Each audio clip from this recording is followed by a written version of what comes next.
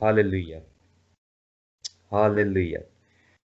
ہم خداوند کے شکر گزار ہیں کہ اس نے ہر ایک ہستی کو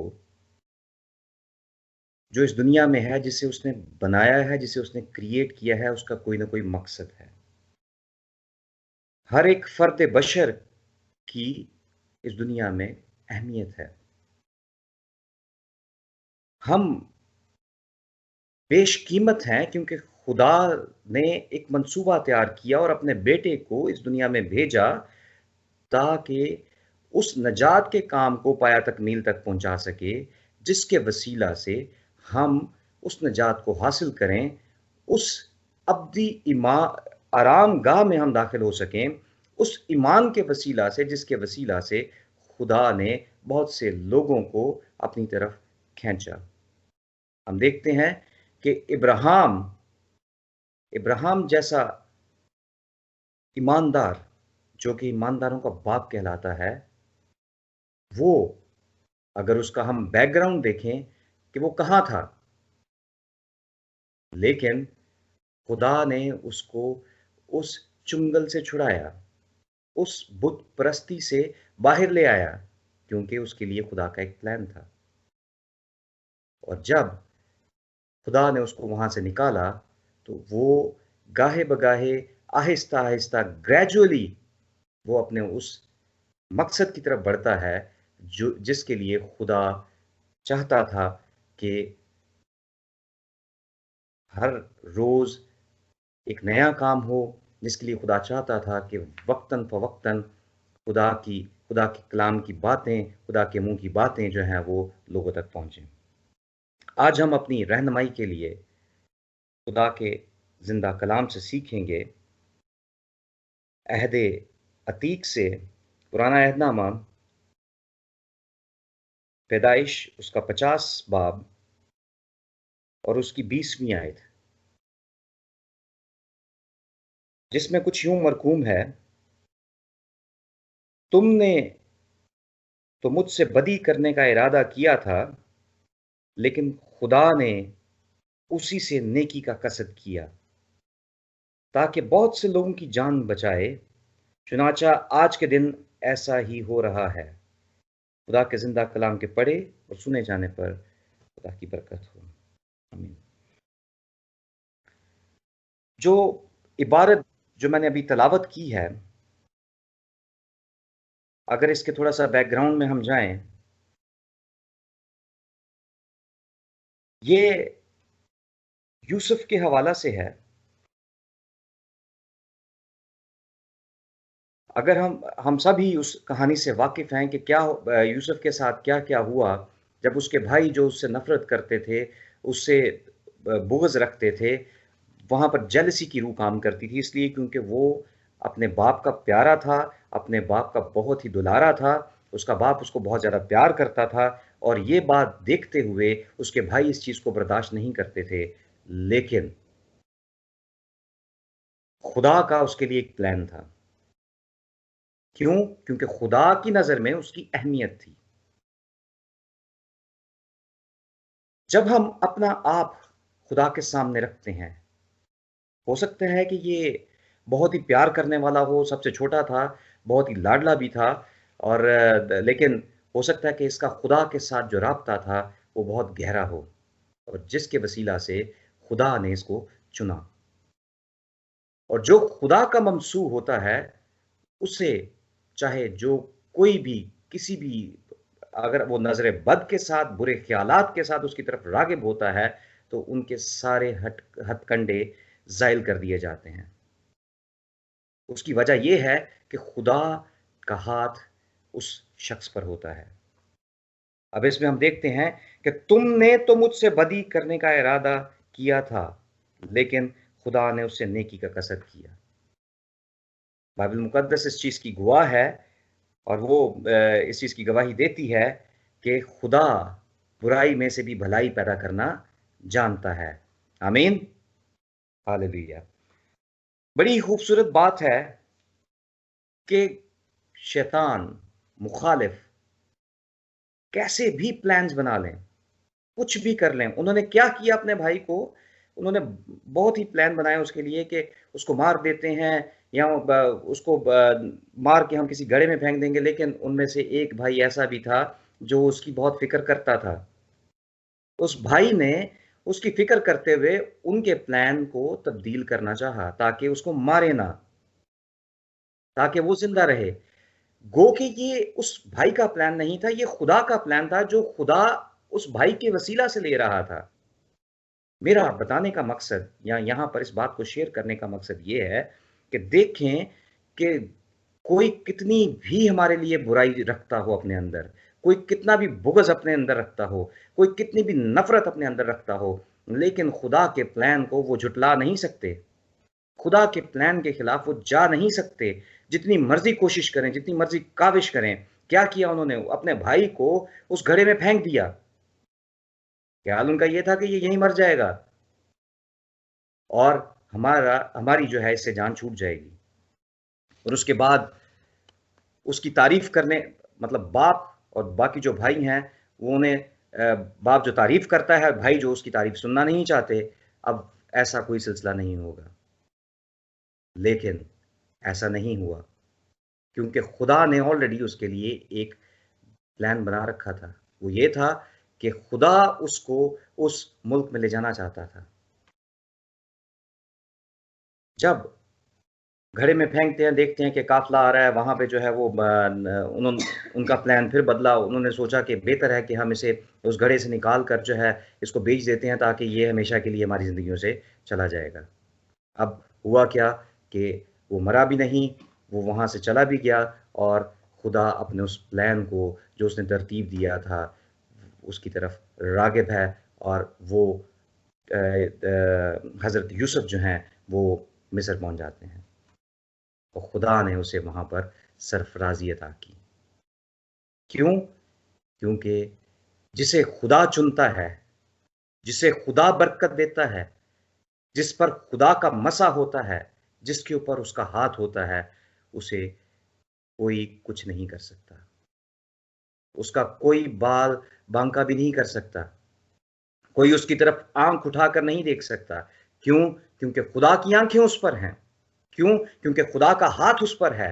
کیوں؟ کیونکہ خدا اسے بابرکت ٹھہراتا ہے، اور جسے خدا برکت دے اسے لعنت کون کر سکتا ہے؟ کوئی بھی اس کی طرف لعنتی باتیں جو ہیں اس کی طرف راغب نہیں ہو سکتی۔ ہم دیکھتے ہیں کہ خدا اپنے بندوں کو طرح بطرح، جگہ بجگہ استعمال کرتا ہے۔ اگر ہم اس پہ تھوڑا سا اور آگے بڑھیں تو جب یوسف کا دور ختم ہوتا ہے تو اس کے بعد ہم دیکھتے ہیں کہ وہ وہاں پر حاکم چینج ہوا، فرعون کو پتہ نہیں تھا یہ کون ہے۔ اس کے بعد غلامی کا ایک دورہ شروع ہو گیا، اور اسرائیلی قوم جو ہے وہ اس وقت، یہودی جو ہیں اس وقت وہ اس غلامی میں آ گئے۔ اور دیکھیں اس غلامی سے نکالنے کے لیے پھر خدا نے ایک بندہ چنا۔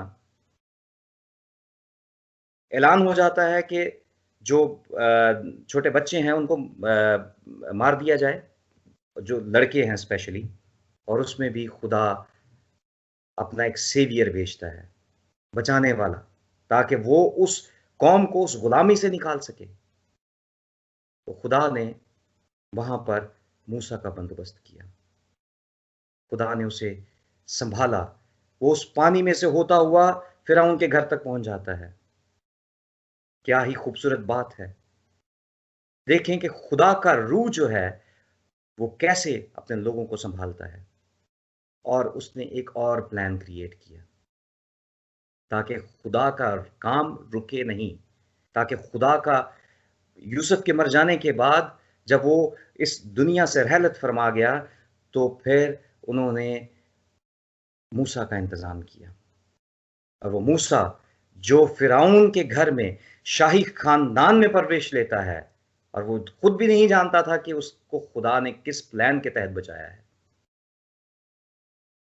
فرعون نے بدی کرنا چاہی کہ جو بھی پلوٹے اور جو بھی بچے ہیں ان کو مروا دیا جائے، جو لڑکے ہیں اسپیشلی، لیکن خدا نے، کیونکہ خدا کا ہاتھ اس پر تھا، خدا نے اس کو زور بازوؤں سے بچایا، اور انہیں کی سرپرستی میں بھیج دیا کہ لو ہونے دی پرورش کرو جیڑا تواڈی ہی غلامی تو اسرائیل نو آزاد کرائے گا۔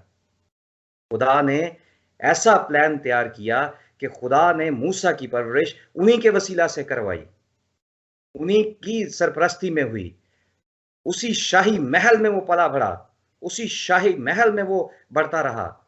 لیکن سیکھتا تو لازمی سی بات ہے، جب محل میں ہے تو بہت ساری باتیں وہاں کے لحاظ سے سیکھتا ہوگا، لیکن جو خدا اسے اپنے کام کے لیے استعمال کرنا چاہتا تھا اس وقت تک اس پر ظاہر نہیں ہوا۔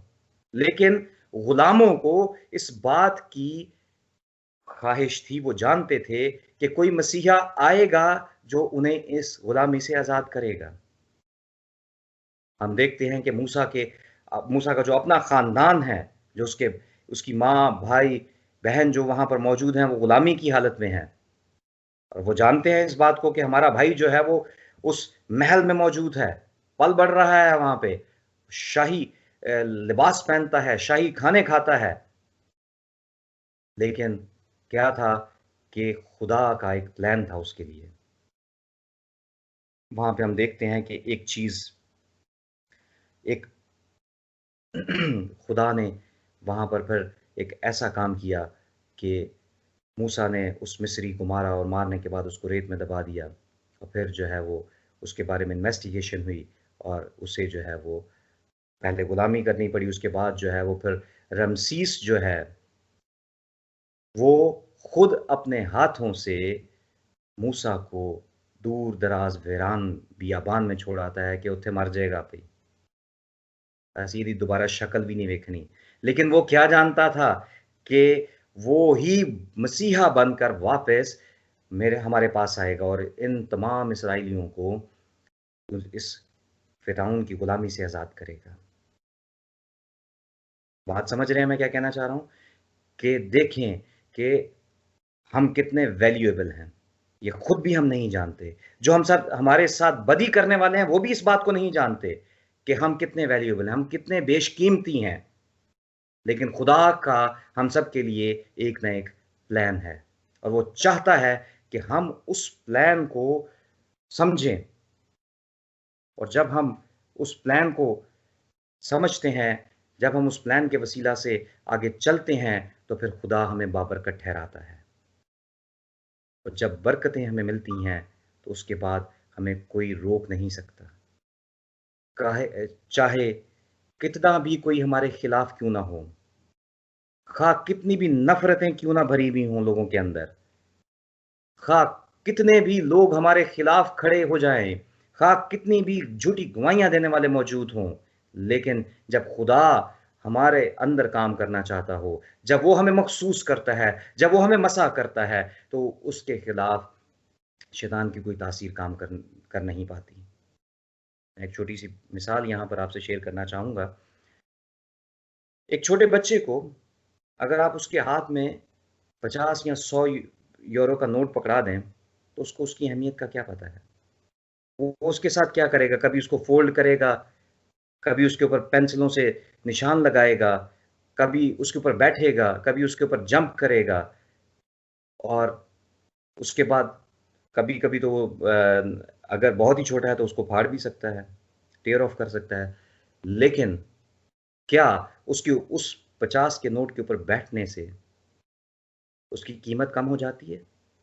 کیا اس کے اوپر لائنیں لگانے سے یا اس کو مروڑنے تروڑنے سے اس کی قیمت کم ہو جاتی ہے؟ کیونکہ جس نے اس نوٹ کو بنایا ہے، اس نوٹ کی قیمت اس کی نظر میں جو ہے وہ اگر وہ 50 کا ہے تو 50 کی رہے گی، اگر 100 کا ہے تو 100 کی رہے گی۔ تو اسی طرح ہمارا خدا، ہمارا یسوع جس نے ہمیں بنایا ہے، جس نے ہمیں اس دنیا میں بھیجا ہے، اس خاص مقصد کے لیے بھیجا ہے، ہم ویلیویبل ہیں، ہم بیش قیمتی ہیں، کیونکہ اس نے بیش قیمت خون ہماری خاطر بہایا ہے، اور اس خون کے وسیلہ سے ہم تمام گناہوں سے آزاد ہوئے ہیں، اس خون کے وسیلہ سے ہمیں آزادی ملی ہے، اس خون کے وسیلہ سے ہم صاف ستھرے ہو گئے ہیں، اس خون کے وسیلہ سے ہم گناہ سے دور چلے گئے ہیں، اس خون کے وسیلہ سے ہم کسی بھی کرمزی گناہ میں گنے نہیں جاتے۔ لیکن اگر پھر بھی ہم اس چیز کی اہمیت کو نہ جانیں تو پھر کیا ہوتا ہے کہ پھر خدا ہمیں ہمارے حال پہ چھوڑ دیتا ہے۔ ہمیں جستجو کرنے کی ضرورت ہے، ہمیں اس بات کا اظہار کرنے کی ضرورت ہے، ہمیں اس بات کو بتانے کی ضرورت ہے کہ ہم قیمت سے خریدے گئے ہیں۔ ہمارے لیے خدا کا ایک پلان ہے، جس طرح خدا نے ابراہیم کو اس کے باپ دادا کے آباء و اجداد سے نکالا، جس طرح ابراہیم نے یوسف کو ایک ملک مصر میں لے گیا اور وہاں پر وہ فرعون کے گھر میں رہتا ہے، وہاں پر وہ بادشاہی کر رہا ہے، اسی طرح ہم دیکھتے ہیں کہ موسیٰ کو خدا نے اپنے کلام کے لیے تیار کیا، بیابان میں چلا گیا، وہ وہاں پر مرا نہیں، بلکہ خدا نے وہاں پر اس کو تیار کیا اپنے لوگوں کے لیے۔ خدا نے اس کی پیوریفیکیشن کی، خدا نے اس کو اپنے کلام کے لیے تیار کیا تاکہ وہ ان تمام باتوں سے باہر آ جائے۔ وہ جو باتیں اس نے شاہی محل میں سیکھی تھیں، وہ باتیں جو اس نے شاہی محل میں دیکھی تھیں، اس کے برعکس اس کو کام کرنا تھا، اس کے برعکس اس نے خدا کے کام کو لے کر چلنا تھا، اس کے برعکس اس نے جا کے اپنے ان بھائیوں کو، ان بہنوں کو اس غلامی سے آزاد کرنا تھا، کیونکہ خدا جو اپنے لوگوں کی مشکل کو دیکھ نہیں سکتا، خدا جو انہیں غلامی میں دیکھ نہیں سکتا، خدا نے اس اپنے بندہ کو اپنے کلام کے لیے، اپنی اس نجات کے لیے تیار کیا تاکہ وہ اس غلامی سے باہر آ جائیں۔ گو کہ وہ اس غلامی سے باہر آنے کے بعد بیش بہا غلطیاں خطائیں کرتے رہے، لیکن پھر بھی خدا نے انہیں چھوڑا نہیں، انہیں پھر بھی انہیں اس موعودہ ملک میں، اس منزل مقصود پر ان کو پہنچایا۔ چونکہ میں نے اپنے پچھلے ایک دو میسیجز میں بھی اس بات کا ذکر کیا تھا، جو کہ سفر 40 دن کا تھا، وہ 40 سال لگ گئے صرف ان کی غلطیوں کی وجہ سے، ان کی کوتاہیوں کی وجہ سے، ان کی خطاؤں کی وجہ سے، لیکن خدا نے پھر بھی ان پر رحم کیا، کیونکہ وہ شفقت میں غنی ہے، وہ ہمیں نہ چھوڑتا ہے، نہ بھولتا ہے، نہ جدا کرتا ہے، کیونکہ اس نے اپنے بیٹے کے وسیلہ سے ہمارے ان بیش بہا گناہوں کا، ان کرمزی گناہوں کا اس نے جو ہے وہ فدیہ دیا ہے، اس نے ہمیں آزاد کیا ہے، اس نے صلیب پر چڑھ کر ہمارے لیے بے شبہ خون بہایا ہے تاکہ ہم آزاد ہو جائیں، ہم اس غلامی میں نہ رہیں، ہم اس کی اہمیت کو سمجھیں۔ گو کہ کوئی بھی کتنی بھی بدی ہمارے لیے سوچتا ہو، لیکن اس بدی سے بھی وہ بھلائی پیدا کرنا جانتا ہے۔ اس بات کے لیے ہم خدا کا شکر ادا کرتے ہیں، اس بات کے لیے ہم جانتے ہیں کہ خدا ہمیں نہ چھوڑتا ہے، نہ بھولتا ہے، نہ جدا کرتا ہے، اس بات کے لیے ہم جانتے ہیں کہ خدا ہمیں اٹھا کھڑا کرتا ہے، خدا ہمیں آزاد کرتا ہے، خدا ہمیں بیماریوں سے آزاد کرتا ہے۔ وہ چاہتا ہے کہ ہم شفا لیں لیکن پورے طریقے سے لیں، وہ چاہتا ہے کہ ہم نجات لیں لیکن پورے طریقے سے لیں، اور جب ہم ان پورے طور پر اس کے تابع کر دیتے ہیں اپنے آپ کو، جب ہم پورے طور پر اس کی طرف راغب ہو جاتے ہیں، تو پھر وہ اس پلان کو جو اس نے ہمارے لیے تیار کیا ہے، اس پلان کو جو اس نے ہمارے لیے رکھا ہے، اس پلان کے وسیلہ سے وہ بہت ساری روحوں کو، بہت ساری جانوں کو خدا کے پاس لانے کا منصوبہ بناتا ہے۔ جیسے موسیٰ اس غلامی سے ان تمام لوگوں کو نکال لے آیا، اور نکالنے کے بعد اس نے انہیں خدا کی طرف راغب کیا۔ گو کہ وہ بیابان میں آ کر بچڑے کی طرف راغب ہوئے، لیکن پھر بھی خدا نے ان کے لیے اس فدیہ کا انتظام کیا۔ میں اس بات کے لیے شکر ادا کرتا ہوں کہ خدا ہمیں چھوڑتا نہیں ہے۔ میں اس بات کے لیے شکر ادا کرتا ہوں کہ ان تمام بدی کرنے والوں کے خلاف خدا کھڑا ہوتا ہے۔ میں اس بات کے لیے شکر ادا کرتا ہوں کہ فیصلہ وہ کرتا ہے، انصاف وہ کرتا ہے، ہمارا بدلہ وہ لیتا ہے۔ ہمیں کسی سے بدلہ لینے کی ضرورت نہیں ہے، صرف اور صرف ہمیں اپنے آپ کو سرنڈر کرنے کی ضرورت ہے، ہمیں اپنے آپ کو اس کے تابع کرنے کی ضرورت ہے، تاکہ وہ ہمیں سنبھالے اور اپنے پروں تلے چھپائے، اور وہ ہمیں اپنے نام کے لیے استعمال کرے۔ اور جب وہ ہمیں اپنے نام کے لیے استعمال کرتا ہے تو اس کے سامنے شیطان کی کوئی تاثیر کھڑی نہیں رہ سکتی، شیطان کا کوئی منصوبہ وہاں کام نہیں کر سکتا، اس کے کوئی ہیلے بہانے وہاں چل نہیں سکتے، کیونکہ خدا کا کام، خدا کا نام ہمارے لیے کافی ہے۔ ہاللیلویہ۔ خداوند آپ کو اس کلام کے وسیلہ سے برکت دے، اور میں دعا گو ہوں کہ خدا اس کلام کے وسیلہ سے 100 گنا پھل لائے۔ ہاللیلویہ، آمین۔